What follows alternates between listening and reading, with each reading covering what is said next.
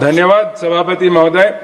इस साल हमारे क्षेत्र में अतिवृष्टि के कारण खेती और फसलों का बहुत नुकसान हुआ है।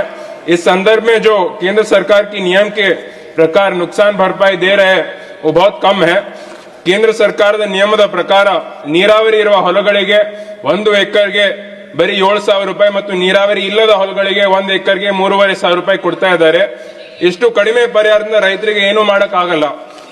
ಅದಕ್ಕೆ ನಾನು ಕೇಂದ್ರ ಸರ್ಕಾರಕ್ಕೆ ವಿನಂತಿ ಮಾಡ್ತೀನಿ ಈ ನಿಯಮಗಳನ್ನು ಮರುಪರಿಶೀಲನೆ ಮಾಡಿ ರೈತರಿಗೆ ಇನ್ನೂ ಜಾಸ್ತಿ ಪರಿಹಾರ ಕೊಡಬೇಕಂತ। ಅದರ ಜೊತೆ ನಮ್ಮ ರಾಜ್ಯ ಸರ್ಕಾರ ಒಂದು special Horizon English Medium Public School, empowering bright future. Admissions are open. Noble public school, admissions are open. इल्म ही आदमी को इंसान बनाता है।